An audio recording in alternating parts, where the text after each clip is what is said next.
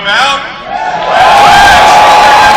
To win this thing, and that means making sure that we leave no voter behind, and that every Ron Paul supporter in Michigan turns out tomorrow on Election Day. So there's some important things you need to know about this. Number one, you've probably heard a lot about delegates, and when you hear in these other states where they have these straw votes that mean nothing, Ron Paul has to remind everybody that in those cases, the delegates are what actually matter in those states. If you count those, we're actually in second place, meaning it's not always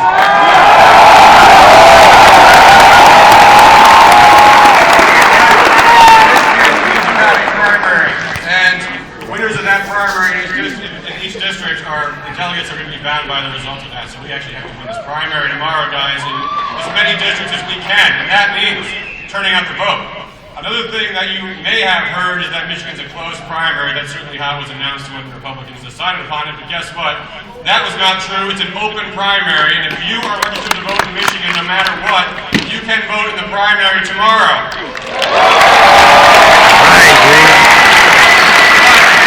Yeah, your sister was telling us that.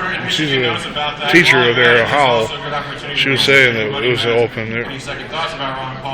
Lacey State Journal said that it wasn't.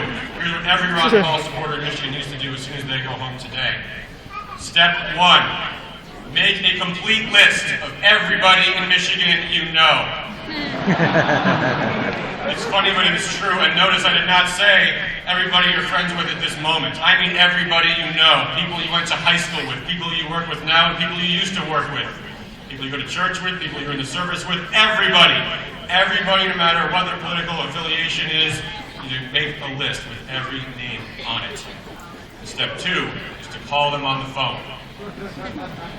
And the call goes something like this. It depends upon how much you know about the political sensibilities of the people that you're talking to. But usually it goes something like this. Hey, Joe, it's Adam. Remember me? Right. Well, hey, I just want to make sure I know that you still live in Michigan, and we have an election coming up tomorrow. And I just want to make sure there's three choices on the ballot. Well, there's actually four, but only three that are significant. Which is counterfeit conservative Mitt Romney, counterfeit conservative Rick Santorum, or maybe you're going to vote for the champion of the Constitution, the man who's going to shatter Barack Obama's base and reclaim the White House for liberty, Ron Paul.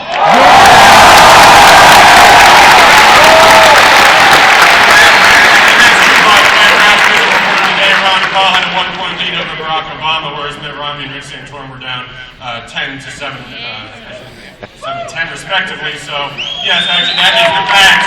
Ron Paul is the electable one in the field right now.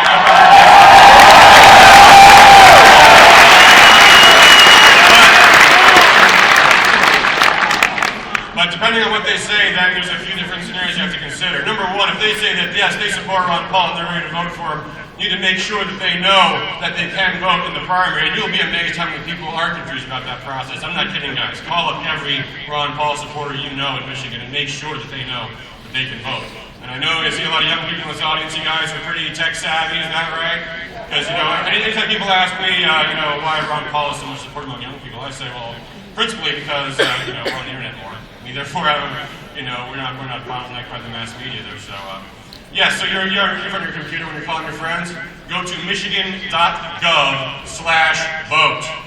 And all you need is the name, birth month, and I think zip code, and you can actually look up and see whether or not your friend is registered, and if so, where and exactly where their polling place is. You can tell them exactly where they go to vote. You can tell them it's 7 a.m. to 8 p.m. tomorrow. Make sure you bring your ID. You don't necessarily need it, but it's always smart to keep it with you. And you make sure that they get to the polls tomorrow on Election Day and cast their ballot for Ron Paul.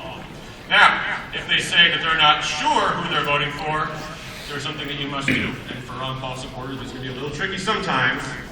You must show them how Ron Paul is their candidate on the issues that matter to them, whatever they are. And I know our issues are all the Constitution, the Federal Reserve, the foreign policy, but talk to them, see what their issue is, and show them how Ron Paul is their candidate on their terms. Because you know what? There's a lot of misinformation out there and even disinformation about what Ron Paul's positions are. So, if their issue is abortion, you need to make sure they realize Ron Paul is the pro-life candidate in the race. That's a very important thing because they don't necessarily know that. And no matter what their issue is, I guarantee you if they are serious constitutional conservatives, Ron Paul is their guy, and they just need to know it if they don't know it quite yet. Number two, in case any of them might actually be, caught up in this nonsense about, whether it's going to be Mitt Romney or Rick Santorum and whether or not that's important for Michigan, you might point out that neither one of them, there's not a dime's worth of difference between them, and neither one of them is going to beat Barack Obama. So if they actually want to do that, they're going to have to vote for Ron Paul tomorrow.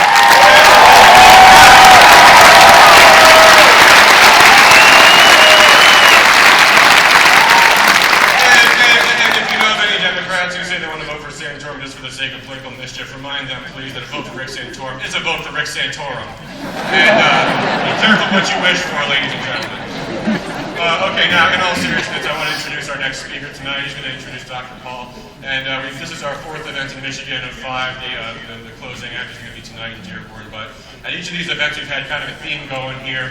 So 2 days ago at Central Michigan University, we had soldiers, airmen, and sailors for Ron Paul, reminding Michigan that Ron Paul is the candidate that our troops support almost unanimously within the last quarter donations for Ron Paul coming, of course, mostly from U.S. Army, Navy, and Air Force, the top 3 employers of our donors. And those amounts more than 6 times the amount donated to each of Ron Paul's Republican candidates combined, Ron Paul's Republican rivals combined, and 3 times that of the current President Barack Obama. So that's pretty impressive. And it's important to remind people when they want to talk about Ron Paul's foreign policy that the men and women putting their lives in danger, they support Ron Paul overwhelmingly so. And then, of course, last night we had a rally in Hudsonville in the Grand Rapids area. Small business owners for Ron Paul, right? Some small business owners in Michigan on the front lines of commerce here, talking about, that Ron Paul is the one who's serious about freedom and jobs, serious enough to even talk about it in Michigan, where those issues can be sticky sometimes. And the Republican Party, that is really the issue that separates the men from the old boys. The question of whether or not workers have the right to decide whether or not they want to join a union as a condition of employment. So that's a pretty important thing. I want to remind conservatives in Michigan about that one.